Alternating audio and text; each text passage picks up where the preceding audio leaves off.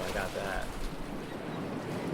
They sell Billabong hats at Hershey Park? So they have that like boardwalk area that's like their. Remember they took down the rapids and stuff, and they made a whole new water park area. Oh, yeah. 15 years ago or so. Yeah, to me that seems like it was like, I remember when they just did that, and it's like, oh, you just said 15 years ago. I'm like, oh yeah, it does. I think it was like register. 2007, so I think it's literally like 15 years. I'd go there and I'd be like, oh, these are new to me. Like these Right. this is the new water park. It's Decade and a half no, ago. it's still, but it is still the new water park to me. So anyway, they had the Billabong Hershey Park hat, and I needed a hat, so because it was pretty sunny. It was August, and I lost my hat.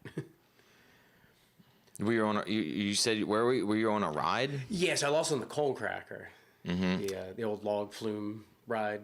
You should write Hershey Park a letter and tell them that you It was lost. my own fault. Be I'm out of touch with yeah, I should be mad at myself, but I'm gonna be mad at you. describing it to A lot a of people T do that. and just expect describe it like exactly and just not even be like asking them to like maybe find it, but like you're just waiting for it back and like you just whenever you guys get that mailed back to me, here's my address and look, if you can't find it or you've lost don't feel it, bad that you guys let that happen. you can just buy me a new one. Yeah, it's like I here's the receipt for the purchase of the hat. So if you can't find it, I would just and maybe if you give me a couple dollars more for gas, so I could because I'm probably going to drive somewhere to replace the hat or whatever. For my troubles, kind of deal. Yeah. Or if not gas, shipping and handling. Yeah.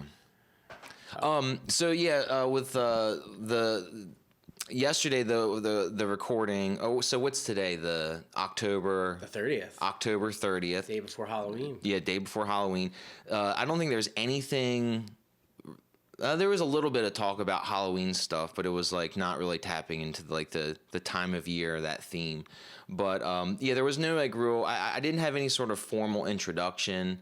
I wasn't like, this is who this is, or naming myself. It's just almost like just start it, go, and in review, I feel like participants and myself would be able to like gather how they'd want to do it the next time. And it's like watching it last night, I didn't really feel like I'm like, man, I need to be a lot more like, hey, this is Brad, and and as for like the beginning of the video, I was thinking about just having the words like killer times, and I had this idea of just like ocean waves crashing, right? There's just that sound, and then that would just be like 5 seconds, and they fade out. It would be like over the conversation. Yeah, and just kind of just like over top of the conversation just starting. And then when Kevin and I finished up yesterday, we went to the Restore in Westminster, and I combed through the cassette tapes. And every time I go there, I look through them and look for like certain types of recordable tapes. Okay. So there's like type 1, type 2, like different types of metal tape or whatever. And the type 2 recordable tapes I use for like 4-track recorders. And I don't really actually actively do that. I just like to collect them and hunt for them, and it's just fun. And like I've combed through them enough where when I went there yesterday, I was like, I don't think there's any new tapes here from like the last time I was here. I'm like up to speed. And I'm not there like every week, but so I was kind of a little bit more like, what are these other tapes? And it's just a lot of like crap, like Christmas albums or like late 80s country music, or just like collections of just just kind of generic that you're just like, I don't really need this. And sometimes it's a combination of both. Alan Jackson's Christmas. Yeah. And I'm like, I don't want any of that. But then I found one that was like, shoot, what was it called? It was like one of these tapes where it has recordings of like old radio shows, where it's like an archive that you probably would be like in a club and they would send you these things. And I can't remember the name of it, but anyway, yeah, I grabbed one of those, and the other one was just like ocean sounds. Okay. And I was like, oh man, I have a machine, a little box thing that I got like from a thrift store where it does that ocean wave sound. It has like birds chirping, waterfall for, I guess, like helping you sleep. Okay. And I was just going to use that. Nature ambience. Yeah. But this cassette tape, I'm like, this could be what I end up using. excited that there's some sort of experience reference here where I found a tape that has that sound. I'm like, I'm just going to use that. And yeah, I listened to it last night on the ride home. I'm like, yeah, this works out.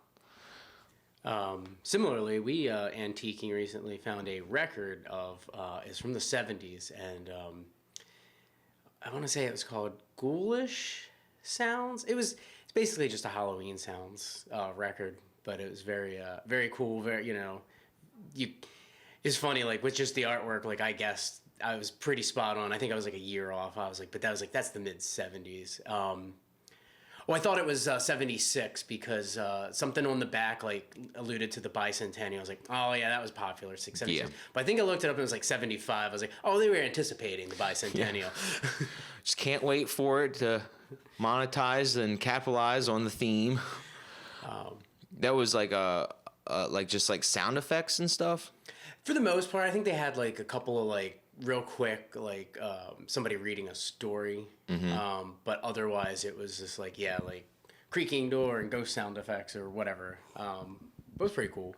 Howling, always got the werewolf howling.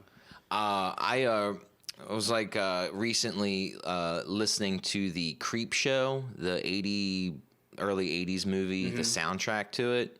And I was like, oh, this is pretty cool. It's like got like synths and it's, has the Halloween kind of mood to the, like, they're like spooky and kind of like, dark sounding, but like very 80s like with like the synths. And I was like, oh, this is kind of an interesting motif to like absorb. And I played it a couple times, but it's kind of weird in a way where you're just going like, it doesn't really, it's not like the same as like just like listening to like a good album of music where you're like really getting into it, you're just listening to atmosphere. Like people just like you're like putting a soundtrack to like you're like eating cereal or something and just like you're just like, oh, this paints pictures in my mind of the movie that because I've seen it so many times. I'm like, I bet this is the one from like The Crate, with like the monster under the stairs or whatever, or I'm trying to think like the what was the first segment, and that was like the birthday party or whatever, where like the people are meeting up for like their deceased like dad or something, and then he comes back to like get his cake or whatever. Have you seen Creep Show? It's been a long time. No. Is it Creep Show? And then there's the second one too. Which one has Leslie Nielsen? Where he like? It's the first one. Yeah. Yeah, and the second one, I think part of the inspiration, or the inspiration for checking out the soundtrack was just watching like a Red Letter Media. Maybe there's like a review that they did, one of those videos on Creep Show, and that inspired it because the one dude mentioned it, and I was like, oh man, there's a soundtrack for that. But then I think they also did another one talking about Creep Show 2. But like in the first one, when they were talking about Creep Show, it seemed like the reference to the any references to the second one was like sort of like it not being, the same as the first one, quality-wise. As most sequels do, for the most part. It was like that had like animation and stuff in it, so it was like kind of a just a. I remember liking the first Creep Show, and that's Romero. Yeah, and Stephen King. Right. Yeah, and he does his cameo in it with like the meteorite that grows like green everywhere, and yeah, it's like a good one. Speaking of Romero, I did the thing, and I told you about this with a couple other movies, but I did the thing where I had it on, but I was really working. But I've seen that movie 10 million times, so like, just again, like you're not really paying full attention to it, but just hearing it and the sounds and everything, and just knowing the flow of the movie and stuff, you do kind of pick it up a little bit differently. You kind of get like, I don't know, you feel like the themes a little bit more, and just like, man, that movie does a really good job of capturing, like, to me, like, and I think they get the feeling of like what it would be like if this shit started going down. Like, what movie? Which one? The original Dawn of the Dead, the 78. Oh yeah. Like when they're getting out. First of all, that another great soundtrack. Kind of on some levels it gets goofy, but actually sometimes it's like spot on perfect. Yeah, like it the sort of juxtaposition of like the silliness, like when like the bikers are invading, and and then the music when they're kind of like shopping in the sort of getting adjusted to the space, and like it's all very fitting to set the mood. They did a real good job of like it, just like I said, just paying attention on like that like basic level. It does a great job of like setting that they like, and he does that great line where he's like, yeah, no, we're not. He's like, because he's like telling them that they have authorization for the helicopter and stuff. He's like, get out of town, man. He's like, we're thieves and pirates, just like everybody, basically. And then I like that they get into they take over the mall and like they just kind of like you would do that like all of a sudden like yeah, this is the new normal, we've settled into this, and like they kind of settle into that home, and then probably realistic that like yeah, biker gang or somebody like that that's still around gonna come fuck shit up. Yeah, they're gonna come and like want to pillage and be basically pirates, you know, and just look for some booty. And like, hey, maybe we can take refuge in this spot here. Look at this. This is like all kinds of shit we can, get out of that spot. Maybe there's guns and ammunition or food. I feel like when I was a kid, I remember like having like a fantasy of like getting trapped in like a toy store or something, and just overnight, or the mall. Yeah, right. And getting to like, just like I remember as like little, it'd be like, man, I'd just be like getting all those Lego sets and like things like that. And then when you watch that movie, it makes you realize just how like in circumstances like that where that could actually happen, just how pointless it would be to want to even like seek those things out. You'd be like, oh yeah, you're not gonna enjoy that. Yeah, it's like I guess I'm just coping with like the end of the world right now by building a Lego set or something, building a puzzle.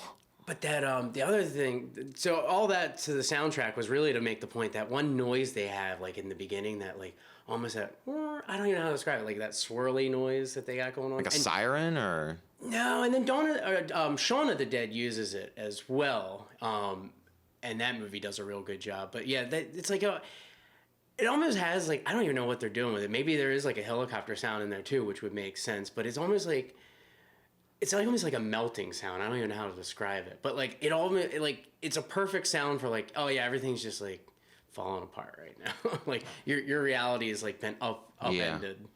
See if there's an edit in the sound that we're talking about. Yeah. So I was when I visited the house on the shore last weekend. There's like no internet there, and service is just awful. Like most of the time, I don't have any service on my phone, so I can't like stream stuff. Was there an internet provider that was even getting out there? Yeah, it was a satellite, and it was like, we started off with a company, and then the company gets bought out by a different company, and then like the name changes, and you're just like, I don't know. It was like Viasat or something. I don't know. But like the service was like, it was just the best we could get, but it was like really slow. And I could stream like YouTube and stuff like that, but there's a lot of things kind of like struggled and would buffer always, like Amazon Prime Video or whatever, and Shudder. Like when I subbed to that and I was like trying to watch it, no matter how seemingly, oh yeah, we have, everything's good, we have there's strong signal, it just like, well, it just doesn't stream data the download speed's so slow that the movie would oftentimes just like would choke, and then it would like little circle. What the? I just someone like turning around. Sounds like it. Dang. Yeah. Oh yeah. Oh, FedEx. Oh. It's a Sunday, and FedEx was just in the driveway. Weird. Anyway. It's getting delivered. Yeah, I've seen like Amazon do deliveries on Sundays, sure. But I've even seen no joke, the post office. Man, on a Sunday. I don't think it's like your regular daily mail, but it's like it's probably just fucking packages in Amazon, like keeping up with the Joneses. Yeah, I know. I'm sure it's something not life. Important as it's probably like not even that important of goods, but just to keep up, that stuff. Anyway, I going down the shore, I couldn't like stream anything. So normally I would probably like listen to a podcast or whatever, but because I wasn't able to, I took 2 movies down. One was Jacob's Ladder, and the other one was Mad Max Beyond Thunderdome. So when I got down there Friday night, I watched Mad Max because I was like, Jacob's Ladder I've never seen yet, but I'm like, I don't want to watch something like this when I'm like isolated and it's like all by myself in this house or whatever. I'm like, I don't know what kind of vibes it's going to be. So I'll wait till tomorrow to do that Saturday night, save it. So I watched Beyond Thunderdome. And I'm like, yeah, it was a good one. I'm like, I don't even remember how many, if I've even seen it all the way through once before. You know, it's funny. I was just thinking that myself. I was like, I'm very familiar with the first two. Mm-hmm. And I'm pretty familiar with the remake from a couple years ago. I really Fury Road? Yeah, I really enjoyed that Me one. too. I know I've seen, like you said, I was like, I feel like I've seen Thunderdome, but now that I'm thinking about it, I'm like, I don't know if I've seen it beginning to end. I've seen bits and pieces on TV before. And, like, I can picture things about the movie in my head. And I'm very aware of, like, the stigma on the movie. It's like, yeah, it's not as good as it's kind of a joke. Like, and there's a bunch of kids and, like, yeah. Well, so, like, I watched it. I enjoyed it. And I was like, yeah, man, it's, like, kind of like, it scratches an itch if you're looking for, like, some action and, like, all that, like, apocalyptic, See, I feel gnarly. like I would enjoy it. Like, I feel like I'd enjoy it on a certain level. And, like, you have to almost go in and just like, yeah, it's not as good as the other two. Like, yes, the other two are really good movies, and this one's not that good. Well, or as good as them. So the following day, on Saturday, I wanted to listen to some podcasts. I tried, failed, and then I was like, I need something because it's just so darn quiet. Like, I don't want to be in my head. You know, I just got a lot of thoughts and things, and I just don't want to be alone with. Thought loop, and you're like thinking about the same thing, and like I don't want to be that. I'm not accomplishing anything by continuously having this thought loop in my head. So what I did was I had a VCR set up. By the way, I watched it on VHS, and so I had a VCR. I feel like that's proper. I feel like exactly, yeah. Fitting for that era, just the experience of watching Mad Max. If you have the ability to do it, and you can, and time, because I sympathize with the. Sometimes I just listen to podcasts because it's convenient. Like, I can listen to a podcast right now. I can't really invest time into a movie right now. Yeah. So that happens a lot. But going back, I feel like if you can, you should watch and or listen to the whatever medium that thing came out. Like, yeah. What was the big popular? If it came out on a record, listening to it on a record is a certain level of experience that you wouldn't get if you streamed it, but it's also came out in the 70s or whatever. Right. And I guess, like, in certain eras you could do multiple, like, well, you could do 8-track with this, you could do cassette tape with this, whatever, whatever. There's a scene in Beyond Thunderdome where, like, when these kids are, like, talking about the way it was, and they're referring to, like, the way that they say things, they say them, like, wrong, like, as a small child would, like, mix up the words, like, instead of calling it an apocalypse, they call it a apocalypse.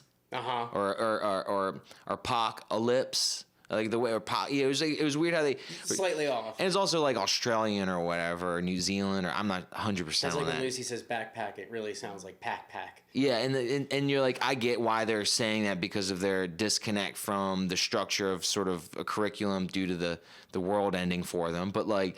At a certain point, they refer to and video, like, and it was like funny that they were like, oh, and like that video, meaning like, well, this movie came out when video was kind of like very new, pretty new technology where people were like could buy videotapes versus like, well, in the 70s you couldn't buy like a movie on film to watch at home. Yeah, it was like VCRs and videotapes was this expensive medium or technology that was like not everybody had pretty fresh, and not everybody had it. And getting a movie on videotape was like expensive. It was like what, like you'd be like Laserdisc would have been a thing at that point too. Yeah. Yeah, definitely would be expensive, and feel like it didn't trickle into like everybody until like late '80s, early '90s, but like. I feel like early mid '80s, and I could be hazy on some of the details, but I feel like that was more of that was the upper class people that had the yeah, man, like a VCR, like the CD players and the VCRs, and I want to drop $400 on just the player, and then the tapes themselves are like $30 or $40. It's interesting if you go back and watch some of those '80s and '90s commercials, like the price points on some of the VHS tapes, like new like. $24.99 for this new VHS. Like, whoa! Like, you just think about like on tape. Yeah, and you just think about now, like, I just trying to see if somebody's got it on one of the streaming services. Yeah. It's you either get it through the service you stream already through, or you spend like $3, $4 to stream it. Even like a new movie, I feel like when that's like the way you watch like a new movie, it's like it's still like. What, like low teens or something? Yeah, I feel like, there's like in the teens, like, I know. I think we've even bought some movies. Like, even though you have Prime, like we've purchased movies that now we have forever through Prime. Well, in theory, forever through Prime. And I swear to God, I did the classic. I wanted to show this is like maybe even 2 years ago now, or a summer or two ago, but I wanted to show Lucy the original Ninja Turtles movie, and it wasn't streaming anywhere. I was like, that's fine. It's like I have it on old VHS somewhere, but I don't have any way to watch VHS currently. So I was just like, I'll just buy it and have it permanently here. And I feel like within a month or two, like, yeah, it was streaming somewhere that I had, and I was like, whatever. Now I have it forever. Yeah. Well, you had a VCR. I did. I believe we gave that. I believe Maggie's dad has that now. He was looking for a VHS, and I was like, well, to be honest with you, I haven't because it had been sitting for a couple years on a shelf since we moved to the house, and it was just like, well, I haven't even hooked it up since we've been in the house. And like honestly, so basically currently now I have a DVD player that I can hook into the TV if I want, so we can watch DVDs. But yeah, we will do that from time to time because I am a stickler, because sometimes, it's like, well, I know we own that on, if we don't have it streaming, it's like, I know we own that on DVD somewhere, and Maggie would be like, it's just a couple of bucks. I'm like, no, principle of the thing, I'm going to go find the DVD. Yeah. I will, it'll be worth my $3 to go dig up. I must use my library that I physically have. What's the point now? Yeah. Especially if it's not too hard. There's probably been a couple times that's not easily accessible. That's in a box in the back. Maybe then there will be exceptions to the rule. But I want to circle back though. There's a point that is just an interesting little thought. Nothing too big, but so is it interesting to think are they basing the video technology in Beyond Thunderdome on the current, or I don't know how deep the people who wrote Thunderdome thought, but or are they going back to the video technology of the late 70s when the initial apocalypse took place in Mad Max? You know what I mean? In that world, they should still be continuity of the late. Yeah. Yeah. Yeah, maybe because video cameras existed probably by or does Mad Max take place in a slight future from their time? I can't remember now. Yeah, I'm not even 100% certain of the timeline there. Where Right. Mad Max, the first one was late 70s, or was it 80 or 81? Yeah, I feel like that's a 79, 80. You could tell me either one. So video cameras for production existed. So movie sets and TV sets are probably slowly integrating that. Yeah, I know that they had video. Yeah, they had technology and things, but yeah, I just was how prevalent was Yeah, they're probably jumping ahead, I bet, actually, to because by the time Beyond Thunderdome came out, video had more of a foothold. Yeah. Well, anyway, I had a VCR downstairs hooked up to a stereo in the house this last weekend, and I just put it on. And I'm like, well, I already watched last night, so it's not spoiling anything for me. And I put it on, and it ran through, and I rewound it. I listened to it. I think it was 4 times. Mm-hmm. When it would end, background. I was like, oh, and I'd go down there and I'd rewind it, and then I just would hit play again, and then I just was moving about the house doing on Beyond Thunderdome. So you kind of.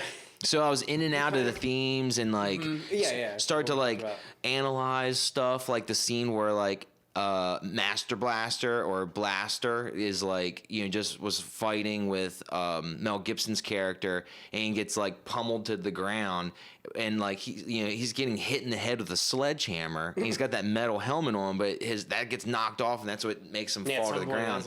And then it shows his face, and he's and Mel Gibson's just oh, I can't do this to this. Look at him, and just he's has the face of a child, and you're going oh, he's not all there, and it would be wrong to it was against. He didn't want to do that. He didn't want to kill it. This guy doesn't even know what's going on. And then the master, the little man, he comes up and he's caring for him, all of a sudden this compassion for him. It's almost like his son in a way, the way he is connected with this beastly oaf, and it's the compassion that I was feeling for that, it went through different cycles where at first it was when I watched the movie the night before, I was a little wispy there. I'm just going like, oh my god. And then they just like one of the bad dudes like shoots him in the chest with like an arrow or whatever. He's just like done. And like Master, the little guy's like, no. And you're like, I feel for it. And then like when I'm listening to it again, it's like a little bit of a different impression when you're just listening. And then by like the second or the third or fourth run through, I'm starting to criticize it. We're just going like, yeah, but I mean, he was kind of taking advantage of himself, and now he's all like, like, oh no, and like, it's like, well, even though we're sympathizing for him because this large man is like, like sort of like this large child, like, yeah, this large man with a childlike brain. He has disabilities, and all of a sudden it's like this is being revealed, and this is sort of like a reason why it's wrong to just like execute him in this way. But at the same time, it's like he was like riding on his shoulders and just like commanding him to like hurt people, and just like kind of used him in a way, and it's like kind of like jumping from like, well, that was fine, but like in this sense it's like all this compassion comes out for him, like, no, this isn't right. And well, like, to be fair, and this is Master Blaster. And look, I don't get this right either, but this is like a little PSA, I guess. It's just like, we oftentimes forget that like two things can be true at the same time that are very conflicting with each other. And like, so there would be like a gambit of like, yeah, that guy probably did take advantage and did some really bad things with the guy. But also, they spent a lot of time together. Yeah. There would be a relationship, and if that guy went down like that, you could his see natural, like, he will have some natural, so. No, I get, yeah, that, so I guess, like, my thing is, like, I'm not going to beat him up on that part of the plot line, because, like, both things can be true. He can be a shithead taking advantage of this guy, but also care for the guy at the same, like, there still could be something, I could, like, parallel it to understand, like, well, it actually is pretty a normal thing in a way where I imagine, like, a lot of people, and, like, myself included, like, this sort of, you kind of take things for granted when they're there, right? Ongoingly. Yeah. And then when something disturbs that or challenges that, or you lose it, then you really get hit with like this, like, what you miss what you don't have anymore, And like, so like in that situation, it was like, kind of like, maybe like me kind of like, Mystery Science Theater, just sort of like making, sort of like mocking or listening to the film and trying to like, go through different perspectives and like kind of like laughing about it, but at the same time, like maybe it's like really hitting the nail on the head by the way that they conveyed all that in that scene. But yeah, it was like, I don't know.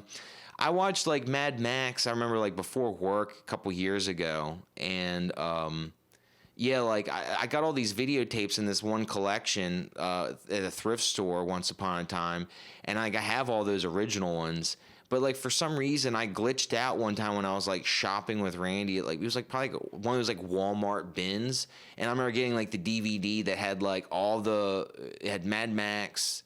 Isn't there like 3 of the originals? There's like Mad Max, there's Beyond Thunderdome, and then like Road Warrior. Road Warrior, yeah. That's the second one. So it had all those, but it also had Fury Road, which maybe that's why I was like, I don't have Fury Road. So it seems like Fury Road's almost kind of like Beyond Thunderdome, where like, what do you mean? It almost seemed like when I was watching Beyond Thunderdome, I was like, this makes me think about Fury Road a little bit. Like not the exact same, but like it almost reminded me of like, wait, are all these movies like the same like the same sort of like pattern of happening, or like in there like a town that he goes to a town after his stuff gets jacked, and then he's trying to get it back, and then he gets in this thing, and like, what is it? They all do a pretty good job of giving you a point A to point B. Very simple plot. Let's just throw you into it, and then now you're in this crazy world. They got all these crazy vehicles and stuff. It's like, oh, this is so cool, man. This is like, taps into something for me where I'm just like stoked to like see these like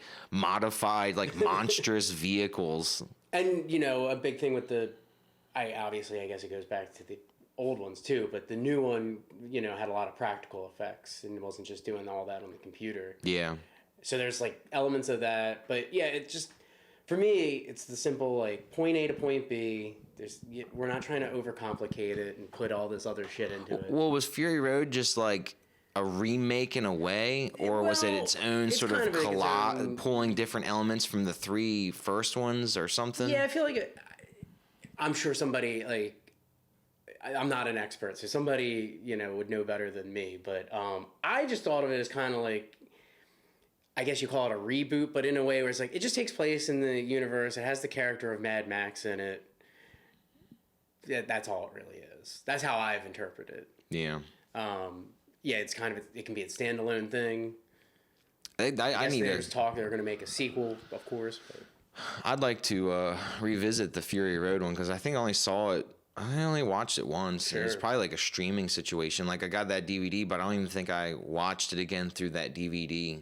I think I just like watched the old ones on it because I was like, kind of did the thing where I wasn't really sitting down to digest it as much as like, well, I know I've seen these before, so I'm going to put this on in the background while I do other stuff, and like I'm not going to miss anything because I've already seen it before. But the Fury Road on there is like, yeah, still on the. I haven't checked that off because I haven't watched. Yeah, I think that was just like streaming like years ago, like probably like not too long after it was new. Yeah, I definitely saw it streaming, and then I know I have it on DVD somewhere too. So at some point I liked it enough, like saw it cheap somewhere on DVD, and not like I buy too many DVDs anymore. But that I guess it maybe has a little age on it. Yeah. Well, like a lot of things, like a lot of things, like you were talking about the water park in the beginning. It's like strange how like I don't know, just like a typical adult thing, but like man, the last like decade or two is really smeared. Where like culture and like all kinds of stuff just sort of like it's just like not distinctively different enough from like these like large gaps of time where you're going like.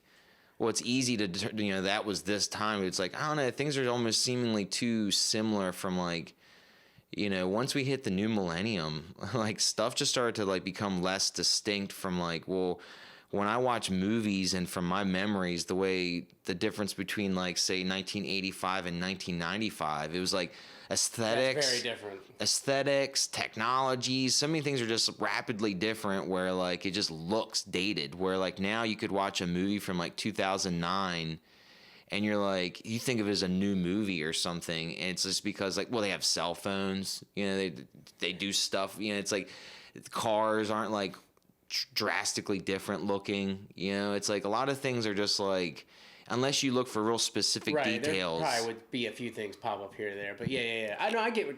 And any 80s or 90s movie that shows New York City, there's a skyline there. You're going like, those two buildings aren't there anymore. Right. That really dates it, But like after that, like, yeah, it just all kind of like a blur. No, I'm definitely like, I feel the same way. You're like, what?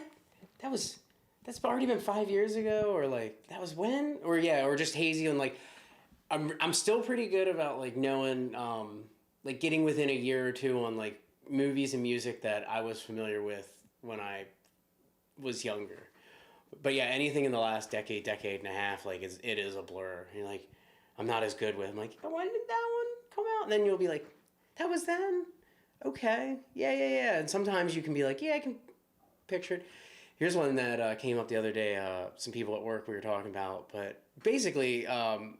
And they're a little bit younger than us, but they're still in their 30s. But they were talking about, like, basically the same thing. And one of the ones that came up was, I guess, like, you don't hear much about Katy Perry anymore. It's like, yeah, I guess she's come, been, and gone. Like her time has come, and, like, that's already, like, kind of a past. I guess she could still come back, but even Katy Perry? But even if she came back now, she kind of would be doing, like, a nostalgia act, She's, right? like, on television. Is she? Yeah, she does. I don't even know. So, like, I guess this is showing our, like, we're 30-something-year-old men who don't have the, Katy Perry's not registering on our radar. Yeah, she's like she's like was doing like American Idol as one of the judges. She's one of those. Yeah, and that was like over years I was like just like that's where I was seeing Katy Perry. No, okay. See, I didn't know she was on one of those. It'd be like that Simon dude, and it was like Katy Perry, and then it was now that you're saying that, Lionel Richie. I can kind of picture her in the in that judge's role in the commercials, but like. That just goes to show you how, like, tuned out I am on stuff like that. Like, if you're watching football or wherever, like, a commercial like that where I would be in to see The Voice or whatever, America's Got Talent. I don't see, and I know there's multiple ones of them. Yeah. I can give you the names of them. Like, Yeah, and like, I feel like what's the like deal in that? Like, so Simon's got one. I guess like he had a falling out. Like, he's American Idol, but he had a falling out. Doesn't American Idol still exist? But like, I guess it exists without him now. He has his own brand, and then have there been like brands that split off from his sense split? You know what I mean? Like, oh, he didn't get along with Gwen Stefani, so now like they have their own two different ones because I know she has one. There's this, and I don't know if they were ever together. it's been hard to keep up, and like with the not having a like basic or sort of like a cable or satellite television package living on the shore for like 8 years. Yeah, everything was either streaming or the limited digital Regular television. antenna channels, and so like we didn't get all the channels through that. But like now that we have like a cable style internet connection, like there's like all this streaming stuff that I'm like, as I've gotten televisions and systems set up to be able to tap into that stuff, it's like, oh man, there's all this stuff. It's like kind of like, man, I've withheld and not had the access to this for years, and now I have access to it, and it's like so overwhelming and kind of like Too overwhelming. it's kind of like almost like, wow, like I got all excited like on this one streaming channel thing where it had like almost like it reminded me of watching like the TV Guide channel where it's like scrolling, and you got like different. Well, you'd scroll it, but like it was kind of set up in that way where it had listings and times. You see them blocks, and like there's like seeming like a whole channel to just like the old Mario Brothers cartoon, Super Mario Brothers, or like Global Guts, or like these things where it's like, oh whoa, and then like I tap into it, and I'm like watching. I'm just going like, I don't know, I just really can't sit still to like sit here and actually watch this though. Like nobody else really cares about this in the house. So I'm like, I'd be like, guys, come look, they got that old that Mario Brothers cartoon, and just sort of like, all right, and With Captain Lou. yeah, and it's sort of like, people drift away, and you're just going like, Captain Lou? I don't really want to watch this, Yeah.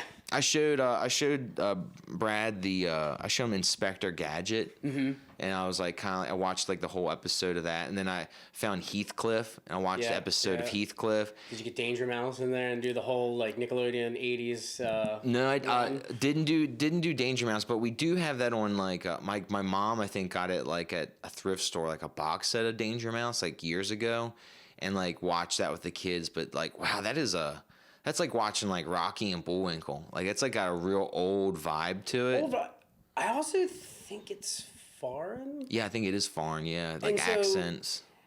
No, I'm not. And I'm not doing the ignorant. Like it's just different. So it is jarring, just because like culturally, I think Yeah, like it's from it's on the other side of the pond. Right. So it's just a little different. As I'm sure, I do wonder that not being never being in another country, but like even still, even if you go there, you don't get the local. You don't know how it is for them to be there. But I do wonder, like, since this is just my impression as an American, I feel like our pop culture is very overwhelming to the rest of the world. Like it gets out there a lot. Again, maybe this is different. Maybe it is different if you're in that actual country. It's like, yeah, we don't really pay attention to some of your shit. But I feel like that's so overwhelming, and we don't really get too much of a lot of others. Yeah, it's like pretty like limited from what I know I was exposed to as a kid from like say like cartoons or whatever, or just shows in general from like other countries. Like where would I've seen that? Like even stuff that may have been animated overseas, but it was created for like the U.S. market or whatever. Like like Thundercats, right? Like, sure, wasn't that kind of like anime in a way? But it was created for. It's funny, as I said that, I was like, I know there's like a subsection of people that get really into Japanese culture and stuff. So like, it's not 100%. Like, yes, I know like America gets like the other culture stuff, and like I know there's people that are into Bollywood stuff. But I mean, for the most part, like we're not being bombarded with other people's culture, and I wonder how that is the other way. Like, yeah, we're really bombarded with this American like, whatever Sony. I guess it isn't even 100% an American company, but like whatever they're trying to shove down our throats, like the fucking new, Well, I guess they're not them, but like Disney, like shoving this Marvel movie down our throats. Man, yeah, it's only just gotten more expanded too, with like the ability to tap into the archives for things. So like with people having internet access across the globe and having the ability to like watch things that, even if they like us, I mean, like I'm able to watch things that were kind of not even my generation. Sure, yeah. Where I'm like, oh, I saw a little bit of this when I was a kid, but now I can't. Like that Mario cartoon. It was like I don't even really remember when or where I would have watched that, but I do remember it. now I can like watch episodes of it, and you're just like, I don't know, maybe for a person from another country, the exoticness of that could be, lure them in where they actually like would then watch it all the way through. Where for me, I'm just going like, oh yeah, I remember this. Well, enough of that. I'm gonna fill that one. Yeah. I remember that. Yeah, the late '80s. But we had all, we were really cranking stuff out. It seemed like mid to like late 20th century that like, well, I wonder if we just infiltrated, through around the globe just for the sheer quantity that the U.S. market was creating or whatever, where like how much was being generated in these other countries where things may have just been a smaller region that they were taking care of, Sure. Especially like Europe, there's like all these different countries, so you have a lot of different languages. So, one cartoon in one language, would it be applicable Right. in all the neighboring countries? So it'd be very like I don't know enough. regional. I don't know enough to specific. Speak about. Right. But yeah, no, it's an interesting thought to like. Yeah, What about Canada? What about Canadian cartoons? Like when we were growing up, was there Canadian cartoons that you even? I don't even. Well, obviously there are like shows and things that were Canadian, and it's funny because I think Nickelodeon has a lot of roots in Canada of that time period. Like, Are You Afraid of the Dark? And you can kind of tell now, like now that I know it, like that was filmed in Canada. That's Really? Yeah, you can kind of tell. There's like certain like things about it. You're like, okay, it is like slightly different, and then some of the names in like the credits like have like kind of like French Canadian like you because I know I'm only realizing this because I know the information now. What's the other one that was very Canadian? Because what's her face is in it, and I think she's Canadian. What was the one? The big one. Their early big show with the slime. You can't do that on television. Oh It yeah. had Alanis Morissette on it, but I think that's all Canadian. I just recently was watching Are You Afraid of the Dark, like with like on YouTube. There's like a 5-hour like Block video, of. of like a lot of those episodes of that, and it starts off with I don't know if it's chronologically correct, but it starts off with like the brothers that were like got lost I think hiking. that is the first episode. They get and they go and they find the cabin. They have to do the riddle. The riddle, yeah. And I was like, it's a hole. And it was like I knew Spoilers. it. Yeah, I know. I remembered that, and I remember like Randy recognized it, but I was like the kids were watching. I was sharing it with them, and like kind of like nobody. Yeah, I knew it, but like I'm like I thought Randy would know it too. She's like, I don't know. I'm just like, yeah, man. Like I never forgot that. I've never. It's funny. Like I always remembered him. He comes out with it at the last second. So Yeah. it's a hole, and then they're like, they don't die in the cab, basically. Yeah, I just remember too from that episode the error of the younger brother holding the compass by his metal belt buckle, and it was always keeping him in the thinking that the way that the needle was pointed threw them off for hours and trying to get back to town or whatever. And because of like just remembering the detail of that or remembering that riddle, it's like I've carried that like knowledge with me. I was like, man, if you got a compass, don't be hanging that around your body where you got some like metal on you or whatever, because you don't want to be like that kid in the Are You Afraid of the Dark episode. We didn't know where we were going. Yeah, they. I feel like I've been giving out like streaming service advertisements, but yeah, Paramount Plus has like all the old. Doesn't have all the old Nickelodeon shows. There's some missing, but they have Are You Afraid of the Dark, and we've watched some. And yeah, I can tell you that I was like, yeah, I think that's the first episode. One of the first ones, the kid gets stuck in the mall overnight too. By the way. Is that like in there like an arcade game in that one? Yeah, I think that's how he gets stuck in there. I think he like works for like the guy like as the arcade music. And of course like he doesn't listen to the guy and gets stuck in there, and I can't remember. And then of course some of them do not have happy endings. Yes. So segue to like probably one of my favorite or most memorable Are You Afraid of the Dark episodes is the Phone Police one. Yeah. And that one ends on the note where like you're going like, really oh, like everything's not okay though at the end. Like it gives you the false sense like, oh, everything's fine, but then it's like, no, actually it's not. They show that like the van that like is like, oh, the phone police it's still like all still happening, you know? Yeah. That was a good one, and I feel like there's probably a few more that were like pretty eerie as a kid. Where you know, there was the one where it had like the twin sisters, where they were like, didn't someone like turn into like a gecko or something? Lizards, and it was the sisters from Sister. Yeah, and like at the end you realize like, wait, did the good one trick, or did the bad one trick them, and she ended up surviving, and the bad one or the good one, like the bad one got vanished or whatever. Yeah.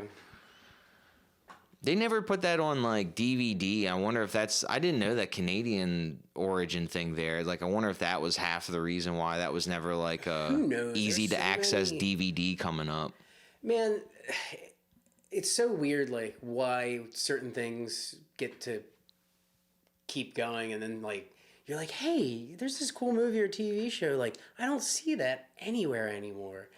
And some of like, there's various reasons. Some of it, you know, going back to like the Wonder Years, is like, oh yeah, well, copyrights on the songs. They did a bunch of music, and nobody thought like it was fine to do it on TV in 1990, but nobody thought to like, hey, down the road there's going to be this thing called DVD, and then there's going to be streaming and yada yada yada. Licensing and money it's in order for anyone to be able to distribute that, they gotta basically not make any money because they got to pay for the licensing for all that copyrighted music. So that one, it still sucks that like, oh yeah, it's just copyrights and lawyers keeping shit from us. But that one I at least can kind of get behind, or you can at least understand what happened there.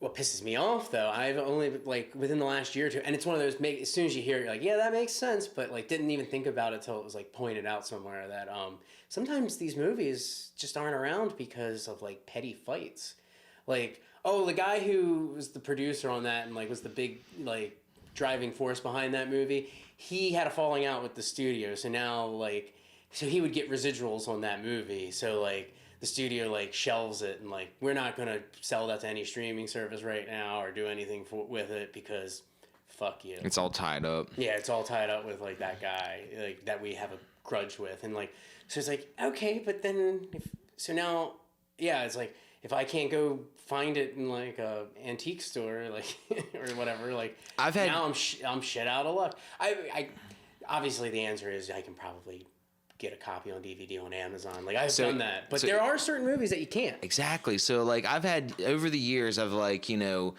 battled this like sort of like complication of like all this stuff. Like I've got all these movies, and like some of these I could probably sell. Some of these have no value. Some of them you don't really want to just throw away or just give away because you have some sort of like, well, I've had them now for like decade or two, and it's like this is like my library, and it's like sometimes you're like, I could just stream all this stuff, like why am I doing this, still, like why would I look for new tapes? And it's like the idea that like you could find a video or a movie that like is where they like out of print or whatever, and when you go to look it up on eBay, it's like that OOP, like oop, and you're like, oh, out of print. So the most recent one that I had like this, where I was like, oh, I want to see that movie and I don't have it, I want to look online for it, and you go on eBay and you're like, man, these prices are steep because it's like because it's out of print, they don't make them new anymore. It was PCU. Oh, wow. Yeah, like, remember watching that all the time on Comedy Central. Comedy Central, every day. Yeah. It'd be classic. It'd be the movie that would play, like, after kids. You'd get home from school, like, Kids in the Hall would be finishing up, because there would always be back-to-back episodes of Kids in the Hall, and then some movie. And PCU was, like, every other day, it felt like. Dude, it was such a... Man, like, there's just, like, so many quotes. I mean, maybe not so many, but I could think of, like, 2 or 3 quotes out of that movie. I feel like...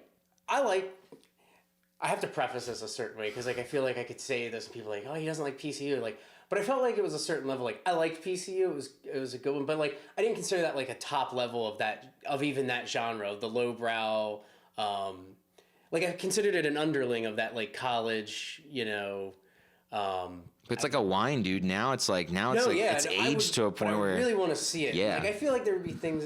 I really want to see young Favreau just to Yeah. like When just he's think of all- what he's the meathead in that movie. Yeah. It's like to think of what you became. Like actually, probably, I don't think this is that controversial. He's probably the most successful person out of that movie now, Yeah. historically. Like of the last, because Spade's still successful, and Piven's still.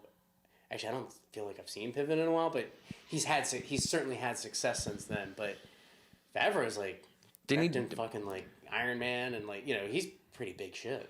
I remember he had like that show on IFC, like Dinner for Five, yeah. And I like, enjoyed a lot of was Swingers, was that before or after PCU? Oh yeah. He was like, I bet it was before because he's like seemed like. I think PCU was before Swingers, and without looking it up, we'll have to look it up after to see if I'm right. I feel like PCU is like 94 and like Swingers is 96. I could be off a little bit, but I feel like that's roughly the time period there. I think I got Swingers on. I think it's like one of those ones I got. Swingers is fucking awesome. I got that on DVD. Yes, it is a good one. Freaking young Vince Vaughn batting 1,000. I'll regurgitate a story real quick and then kind of change. But just talking about them, I heard somewhere like a Vince Vaughn talking about when they were young, because they've been buddies like coming up through it in real life, and like they would go out for movies, to get like read for movies, and they read for Shawshank Redemption, and I guess Favreau read for Fat Ass, but he was playing a joke on the casting director. He's like, "Yeah, I'm here to read for Fatas," and she's like, "No, oh no." Yeah, I know the character of Fatas. and that gypped him out. He knew what it was. He was just fucking with the lady. So going back, something inspired it, and then we went on a tangent, but came up with a made up movie the other day. So something about talking about work inspired me to think about it, but they were talking about this one printer we had is acting up, I guess, with the warranty. We're getting a new one, but they're sending us a loaner printer in the meantime. And so I came up with the loaner printer. Yeah, the loaner. So I was like, well, so right off the bat, that's the name of the movie's The Loaner. And so like this print shop gets this printer in that's only supposed to be there for like 3 or 4 weeks. And of course, like, it's cursed, and like weird shit starts happening, like, random things start happening, like maybe like it's innocent at first, couple things like that shit's just getting moved around, then like maybe a minor injury happens, like what's going on? Couldn't it like print out like real cryptic messages? Then it starts printing out the real cryptic messages, and like, yeah, wait a minute. All this shit's been going on since this is coming here now. Like it's like giving us like these messages. Yeah, like there's a spirit trapped in that thing, and it's like trying to like it's like from the future, but the past or something. Well, so it's funny you say that. So we were talking it out. Then I was like, okay. I was like, now I'm gonna take this into a very comedy horror genre for a second. But then I was like, so they get on the like call with support, and the guy's like all of a sudden like, do you have an NA95? Yeah, that is the model. Oh shit! Yeah, we've seen this. so like something like silly where like, yeah, a serial killer's blood fell into the vat. That was a plastic, like child's play or something. You could take it there. Where I was taking it, even to the point I'm going to let you in on a secret. NA95. NA stands for Native American. But you wouldn't really get that. Like that would be like very like. I wouldn't point that out to you in the movie. It would just be the brand name, and you'd maybe later, after viewings, figure out that, like... Some Indian burial ground. So, all I was going to say is, like, they talked to the guy, and he's like, well, so we have seen some problems with that model, and that's kind of why we don't have too many of them left, and we give them out for loaners. A couple of them we had to destroy. But basically, yeah, they were created at a factory that was built on an ancient burial ground, and, like... Pet cemetery. Native American burial ground, and We've had some problems with that model. Yeah. It's like a mix of, you could like mix like... You could just mix a bunch of the different ones. Yeah. Child's Play, Pet Cemetery. Yeah, like, so some serial killers. So we had a tech that somehow got through our hiring system that turned out to be a serial killer. He was murdered in the place, and so his blood got into some of the things, but it also was an ancient burial. Like, yeah, just have like it be like... So this thing's like super fucking long. Yeah, it's like you could just go surefire. Like it's going to make sense because I want to use like 3 or 4 other storylines from other movies that like people will get it, and they don't even need a lot of connecting details. They're just going like, well, obviously, it's already baked into the zeitgeist. I understand why it's haunted, because it was made with like serial killer blood on an old Indian burial ground, and it's cursed. I would do a lot of these half-baked ideas. They're always like, I could like see like myself making a version of this, but like you always realize like, a lot of these half-baked ideas are like just built on like tropes that I grew up with. When in my former life, when I was a numismatic, that was the year of the there was a penny in the United States, the Lincoln penny, where it was the 55 double die, where like it got stamped twice, and like normally an error at the mints would be like caught, and then like they wouldn't let it circulate, and they would like melt it and reprocess or whatever. Sure.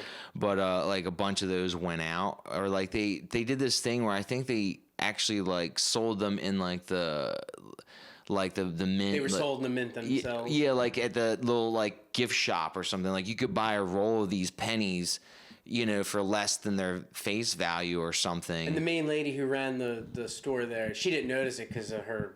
No, I think they sold them almost. I was gonna say like they'd be able to like, and like 55 was like like if you look down with like a little jeweler's lens, you'd see the doubling of it, but it would have like a I've had a few too many. I'm seeing a little double there. Yeah. Well, those things ended up becoming. I mean, like when I was paying attention to it, this is like mid to late '90s, and like one of those pennies in like uncirculated, in like shiny condition, was like hundreds of dollars.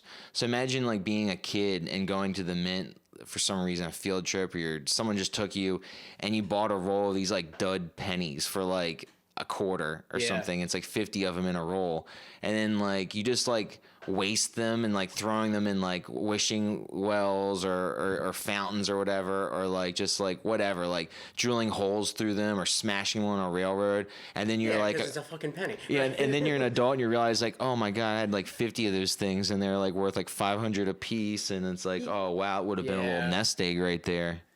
Hopefully my hope is you just weren't aware of that. Like, maybe you thought, like, did I have that? But you weren't 100% aware. Like, because the worst would be, like, shit. Like, to actually know you had... Like, no, I know I had that. And, like, fuck. That was, like, the... Kind of like the holy grail. Maybe not the only one, but that was, like, one of the main... Like, with collecting coins, it was, like, that story was almost, like... To the point where I wasn't even into coin collecting, but I do know, like, you always would hear of tales, and it makes sense, like, the collector's items are...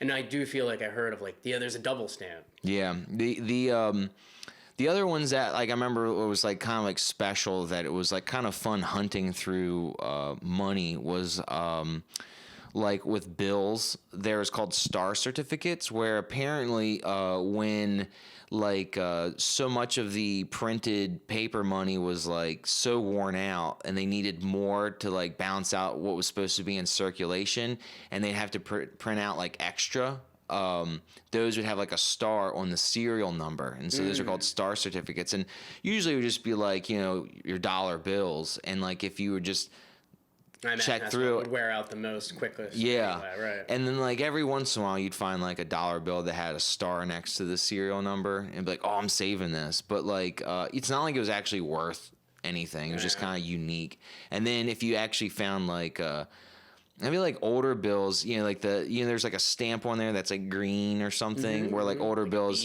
there'd be like blue ones, like it was a silver, I don't know. Now I'm starting to get like muddy waters as to what these things are called. Yeah, but things have changed. And you wouldn't find those very regularly. To the point where, and I most recently had it helping my uncle at the hardware store, so there's still cash transactions going on, but every now and again when you come across an old 20, like a 20 from the 90s, like when we were kids, it's jarring. Like, it doesn't look real, which is funny because initially when they were coming out with the newer money, I always thought that looked fake, but now it's the opposite. Like, I'm like, the old money looks like play money. Dude, like $100 bills, with like the little head, little tiny heads, the little Franklin.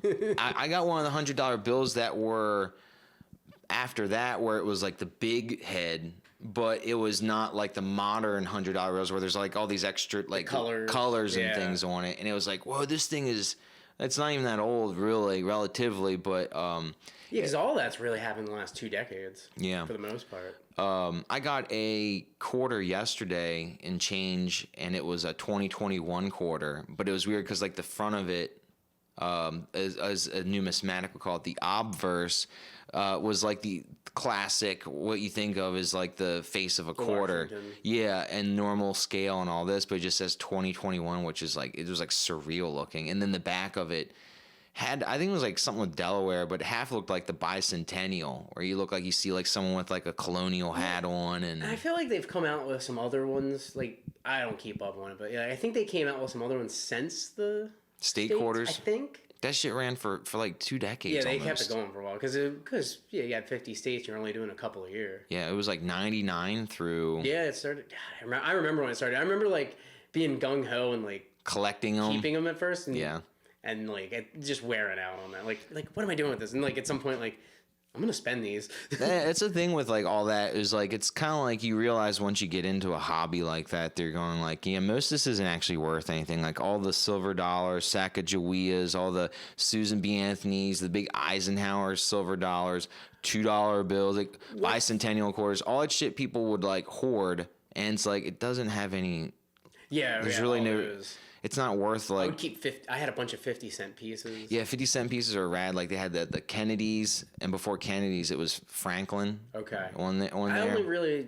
No, I did have a few Franklins. Now I think about it. I think when you get back to the Franklin ones, those ones would actually have a little bit of silver in the mix of the metal. Where like a lot of those older coins, like older pennies were actually copper. And then it was like copper. The copper in the penny was worth more than the penny itself. Right. So then people were like smelting them or whatever. And then they changed that isn't up. That illegal? Yeah, they changed that up. It's funny going back to collecting because when we were talking about hitting the Restore or place like that, an antique mall or whatever, and hitting some antique malls recently. Yeah, I've been thinking about like there's people like that dedicate like. And I'll give you an example of one. Like I knew a guy working at the with the comic books. He not only did he have a job in the comic books, but then on like a Saturday he would go to like yard sales and antique malls and look for he's out there like that's like a part-time job for him. Man, that's all ramped up, man. And that's like cell phones. Do that with all kinds of right, of course. So when Kevin and I we went to the Westminster Goodwill yesterday, which is like a hellhole. I hate that place. Like, we were there. Actually, that's the last time I saw him, and I ran into him a couple weeks ago there. Ever since they remodeled it, man, it's just been like. Yeah, it's disgraceful to go in there and go like, you're asking this price for something someone donated. I understand it goes towards. Yeah, the prices are ridiculous. Systems here that are like, well, that's good, but you're just going like, man, you're selling at like eBay prices here. Also, the lighting in there is like shit. I want them. If we're gonna keep complaining about them, like last time I was in there, it's like depressing lighting in here. There's no steps. You have to go up a ramp. Fucking ramp. This huge long ramp. There's no steps. It's like, what's up with that? And then like you go in there, and that's fine that you have the ramp, but can you have also, in addition to an easy access, like couple steps up to here or something? Yeah, it's kind of like you feel like you're doing something wrong or whatever. You're going like, did I skip the step entrance or what's going on here? No, you're supposed to go around. Yeah.